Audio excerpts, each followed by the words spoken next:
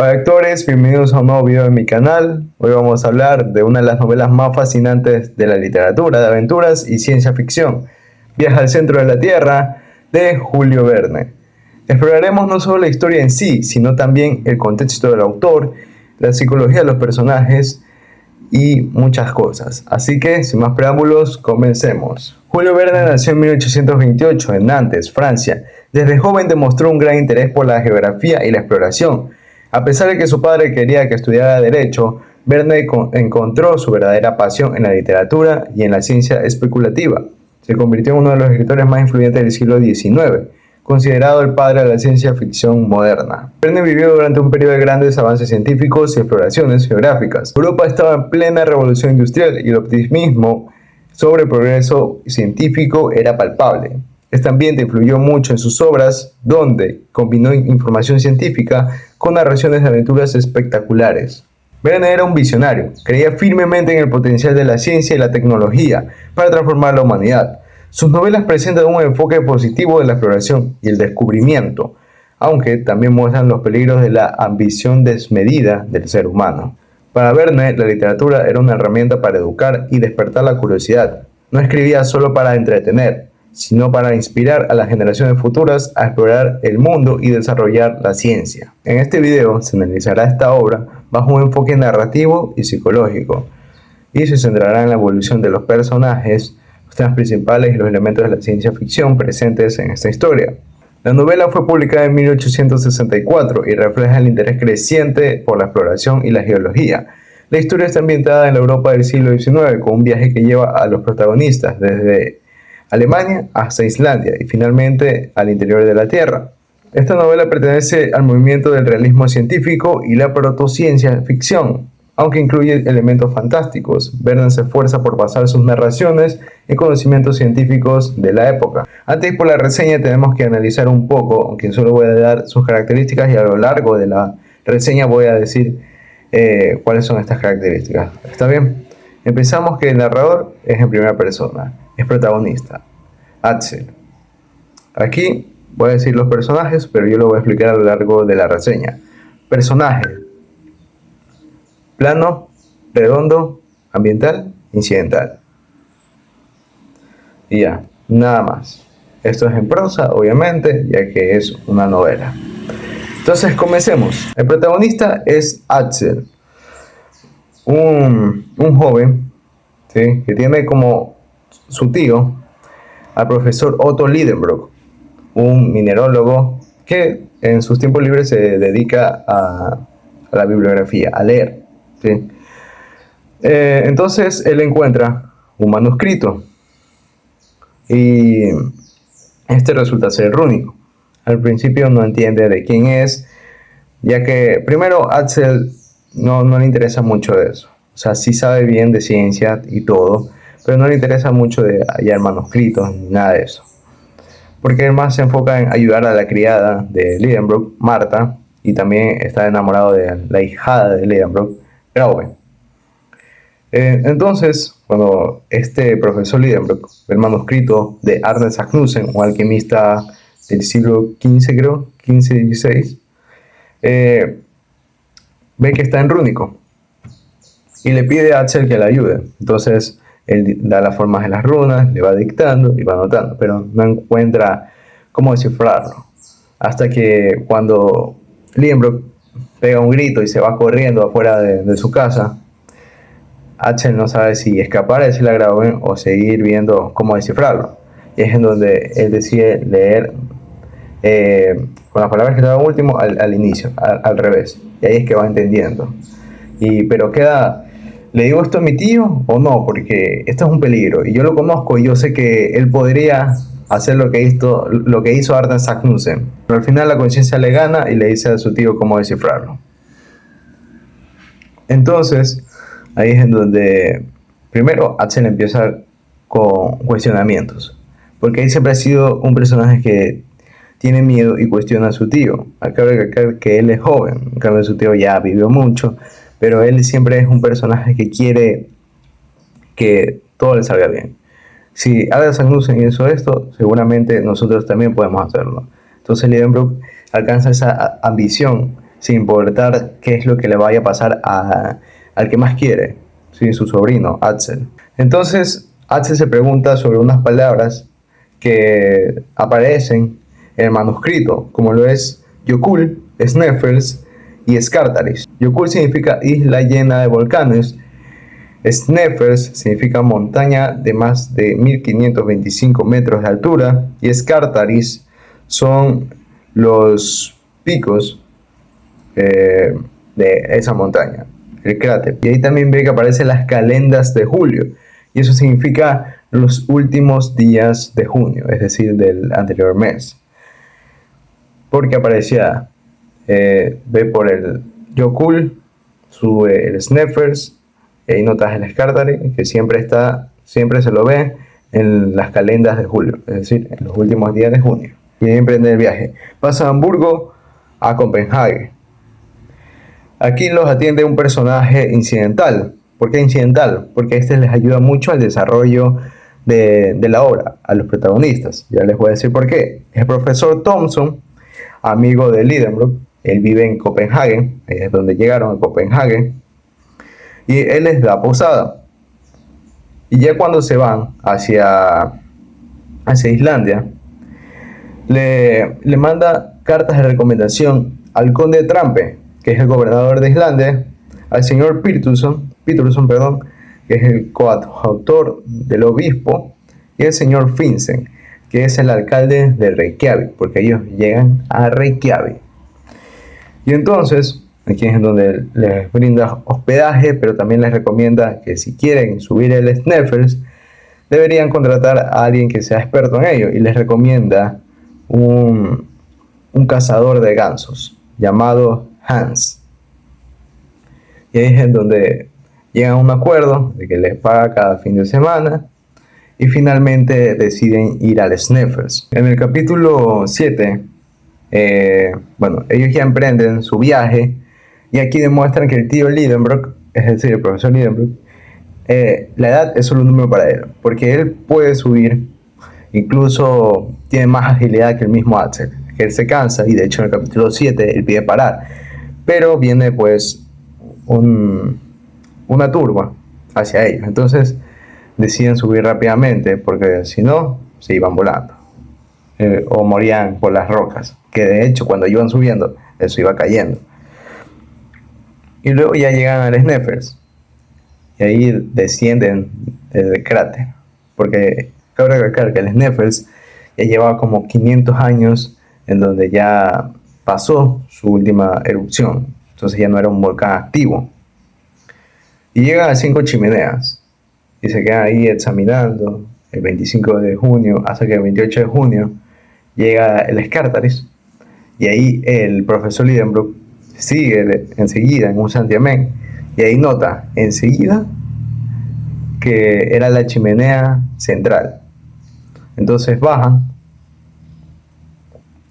¿Y cómo lo hicieron? Porque llevaban cuerdas de 60 metros y tenían que descender demasiado. Bueno, era simple. Primero, los víveres tenían que bajar enseguida. Entonces Hans los cogió, los amarró de una, se cayeron. Los víveres con la ropa. Para que la ropa fuera el soporte en esa caída. Pero iban bajando lento.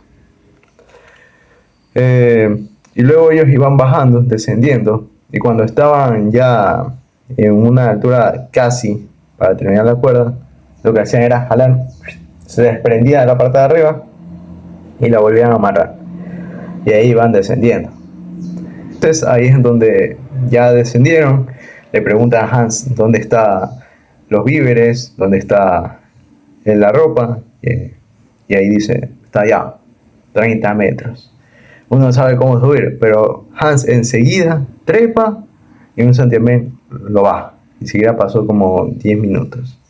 Lo bajó enseguida. Son expertos, Bob. Van descendiendo cada vez más. Ven que al fondo ya de la chimenea, hay un pasadizo. Toman el derecho, porque solo había ese disponible. El derecho, van de largo y en 10 horas y media ya llevaban descendiendo 840 metros, es decir, ya estaban yendo 3000 metros debajo del mar. Es increíble, pero así también sentían pues un poco comprimido el oxígeno. Y en el 7 de agosto ya llevaban como 150.000 metros de profundidad, es decir, desde el 28 de junio hasta el 7 de agosto eso fue largo. Entonces van descendiendo, y se preocupan, al menos Axel se preocupa de que no había agua, ya se estaba acabando. Entonces va donde el tío, le pregunta, hey, está pasando esto, solo vemos pura roca alrededor y no vemos ningún manantial, ¿qué vamos a hacer? Y dice, tranquilo, ya llegaremos. Pero el profesor Lidenbrock llega a un lugar en donde hay dos túneles, de izquierda y el de derecha. Por cierto, me olvidé de mencionar, cuando llegan a la chimenea ven que había una piedra que decía AS, Arne Knudsen. Esa era como la firma de él. Ya, ahora sí, vuelvo a continuar. Entonces él decide ir por el túnel de la izquierda, va por ese túnel, pero no había nada, y pasaron como 3 días allá, no había nada, tuvieron que regresar, y ahí al túnel contrario, ahí sí, ya por fin hallaron lo que quería, que era agua, pero estaba muy caliente, y tuvieron que hacer con el bastón para escalar. Hans le tuvo que picar, pero extrañamente, por el otro lado salió el agua, no por donde él estaba picando. Y le dolió, porque era agua hervida. Pero el profesor le dijo, ya se debe enfriar. Y tomaron, pero sabía un poco, tenía un líquido un poco espeso, pero igual agua es agua. Y llamaron a ese riachuelo, porque no lo taparon, el Hans Bach, que los iba a guiar hacia lo que querían, porque ellos querían descender un poco más. Aquí sucede algo interesante, porque se presenta una dificultad. Se pierde nuestro protagonista, porque él iba primero. Y en un abrir y cerrar de ojos ya estaba en otro lugar, y cuando él toca el suelo no había nada, no sentía la humedad, porque ellos se estaban guiando por el Hans Bach, entonces es obvio que hayan sentido humedad, pero él no sentía humedad. Y de paso su lámpara se estaba apagando, entonces él iba descendiendo, se iba arrastrando, buscando una piedra que esté húmeda, y ahí sí ya guiarse, pero nada. De hecho él ya estaba ensangrentado hasta que escuchó que lo estaban llamando Axel, pero un sonido muy bajo. Luego fue subiendo, y ahí es en donde lo separa un muro de aproximadamente 1060 metros, un poco más creo, con su tío. Entonces ahí es donde conversan qué es lo que pasó, pero le dicen, desciende, tienes que descender porque al final estos dos caminos se conectan. Es muy interesante cómo tanto Axel como el profesor Lidenbrock logran calcular a tiempo, porque ellos calculan y sacan un aproximado muy correcto, pero obviamente con instrumentos. Por ejemplo, para hallar la distancia que estaba con Axel, tuvieron que necesitar un cronómetro, y ahí sí gritar, y ahí es que hallaron la distancia. Y más adelante se va a demostrar también de que ellos saben, de hecho, para calcular las profundidades también. Y entonces descienden, al final se encuentran, pero en el momento que Axel iba bajando se va resbalando, pero él se desmaya, y es en donde ya al despertar ve a su tío, que le dice, casi te golpeas la cabeza. Pero ¿qué es lo que pasa? Que Axel sentía como que ya estaba por la superficie, y le preguntó, tío, ¿acaso ya vamos subiendo? Ya se rindió. Y dijo, no, ¿de qué estás hablando? Ya es en donde él tal vez estaba en un episodio en donde ya quería irse, y tomó reposo. Y al día siguiente, y sí, ya se fueron de largo hacia la profundidad. Entonces llegan a un mar muy hermoso, con hongos y cristalino, pero no se explica cómo tiene una luz si está debajo, ya debajo de incluso del nivel del mar. El profesor Lidenbrock dijo, mejor llamemos esto el mar de Lidenbrock para que nadie tenga envidia. Al puerto, el profesor Lidenbrock lo quería llamar Axel, pero el mismo Axel dijo, no, mejor llamémoslo Puerto Grauben. Ya sabemos que porque Axel está enamorado de Grauben. Y van por ese mar, que ya en una balsa que construyó Hans, porque Hans primero los ayudó salvando, los ayudó a descender y también los ayuda a preparar la comida. También construyó una balsa que aguanta demasiado. Entonces, a medida que avanzan, son testigos de un combate entre un ictiosaurio y un plesiosaurio. Pero antes de saber quiénes son esas especies, ellos pensaban que eran reptiles separados, es decir, una tortuga, una marsopa, creo que era, y una serpiente, etcétera.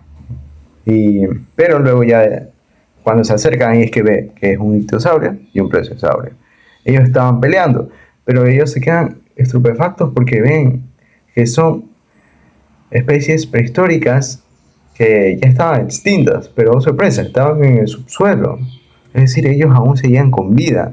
Entonces estos estaban peleando y ahí es donde ven que el plesiosaurio terminó muriendo, porque el ictiosaurio le arrancó la cabeza y ya se estaba pues moviendo hasta que finalmente murió, está agonizando. Y ellos se sorprenden porque no eran las únicas criaturas prehistóricas, sino que también habían peces. De hecho, había un pez que era ciego, ni siquiera tenía órganos de la visión.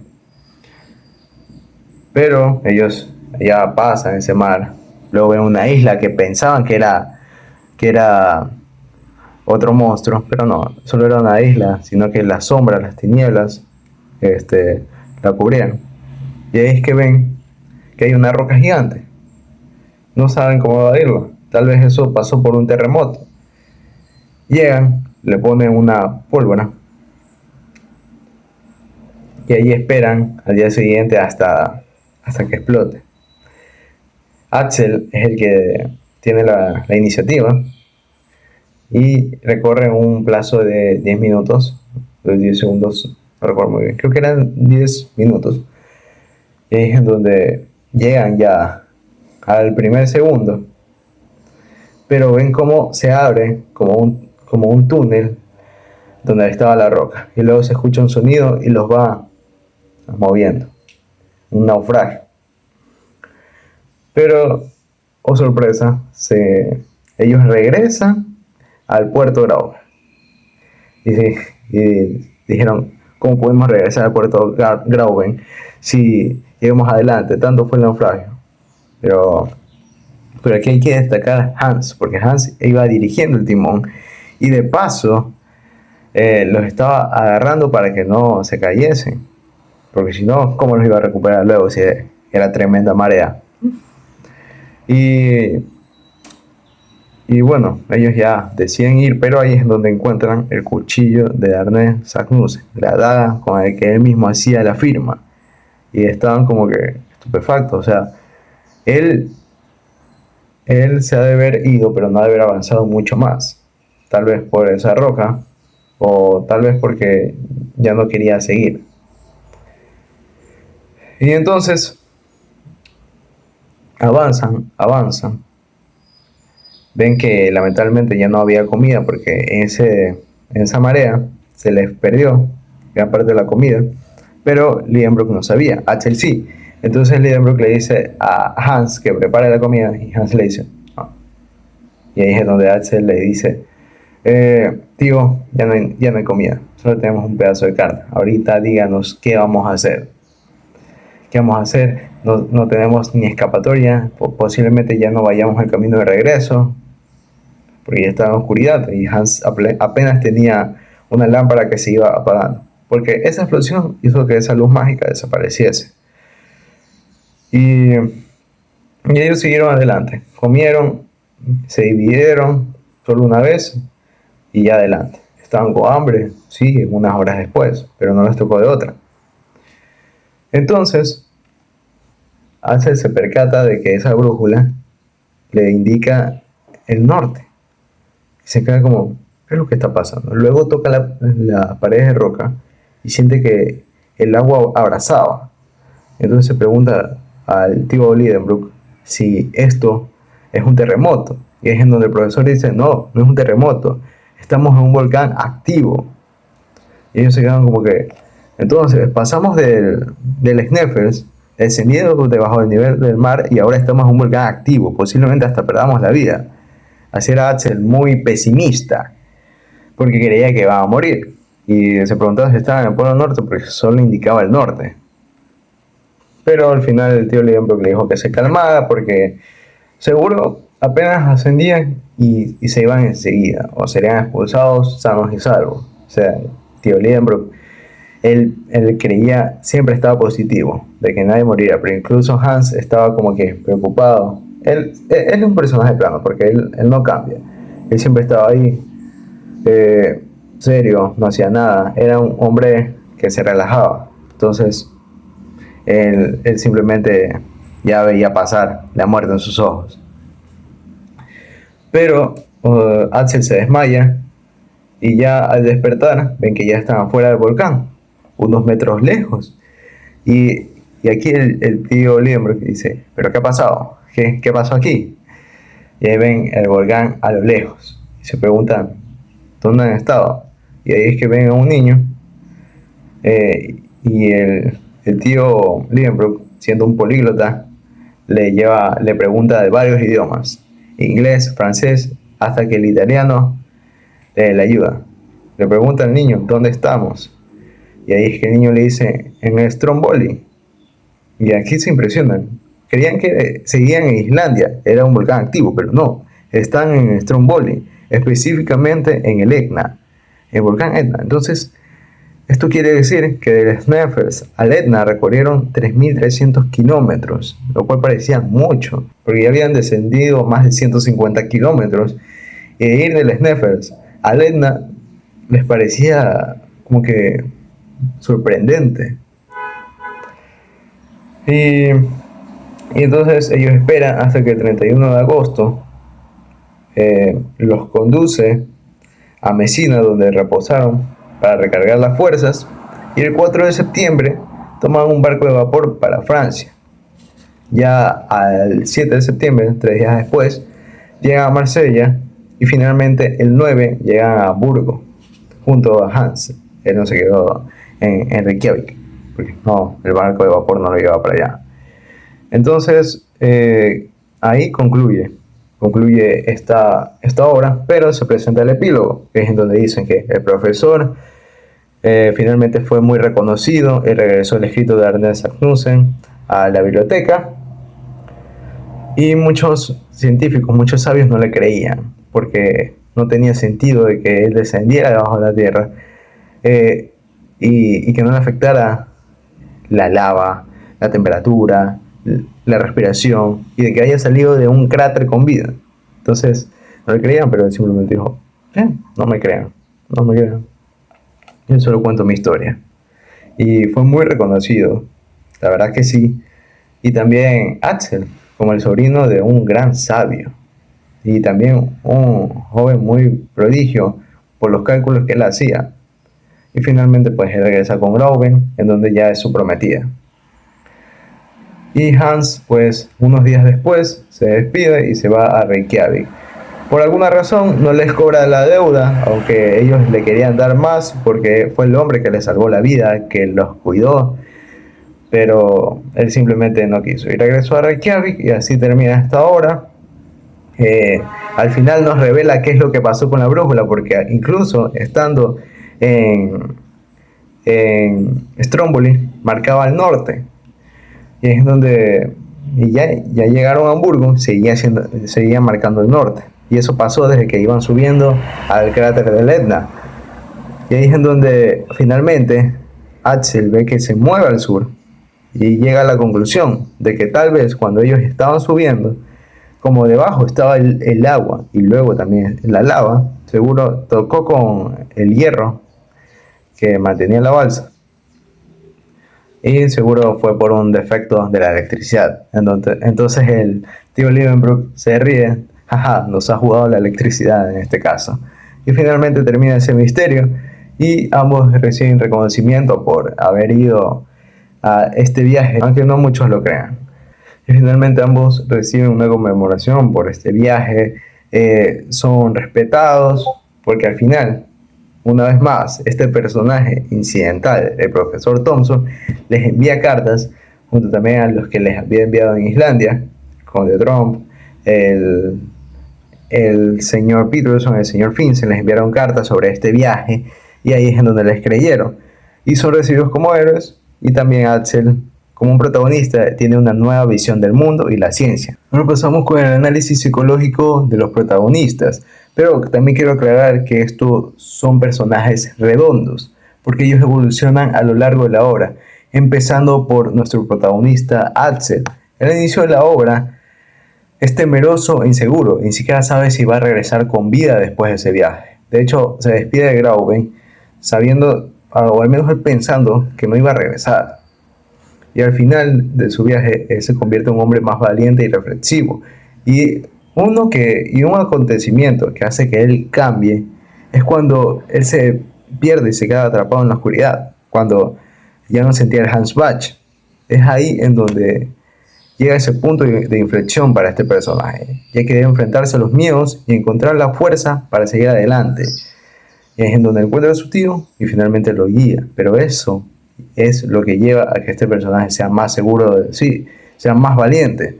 Él finalmente en su regreso se lo demuestra, ya es alguien mucho más seguro de lo que es. Por otro lado, el profesor Liebenbrock, su tío, antes de su viaje era un hombre muy obsesionado con el conocimiento. De hecho, él quería hallar incluso mucho más que el mismo Arden Saknussemm. Él no descansó, ni siquiera comió el primer día, con el fin de hallar el manuscrito, cómo entenderlo. E incluso cuando se demostró su obsesión, cuando él salió despavorido a correr, nadie sabe qué es lo que hizo, pero él simplemente quería hallar ese manuscrito, quería saber, entonces era muy obsesionado. Y también el que no le importaban mucho los demás, ni siquiera le importaba tanto su vida, porque él descendía, tomaba rutas, sin importar que faltase comida, que faltase agua, que no tenía las provisiones necesarias. Pero al regreso termina con una visión más amplia sobre la vida y la exploración. En el caso de la vida, él valora mucho más su propia vida, sus familiares, sus amigos y las demás personas. Y en cuanto a la exploración, él se queda con una emoción muy gratificante de que al fin pudo incluso superar la misma exploración que Ernest Saknussemm. Viaje al centro de la Tierra es una obra que combina aventura, ciencia y un análisis profundo de la condición humana. Nos muestra la importancia de la curiosidad y la valentía. Si te ha gustado este video, no olvides darle like y suscribirte para más contenido sobre la literatura. Si ya lo has leído, coméntame en los comentarios, y si no, pues te lo recomiendo que lo leas. Nos vemos en el próximo video. Adiós y gracias.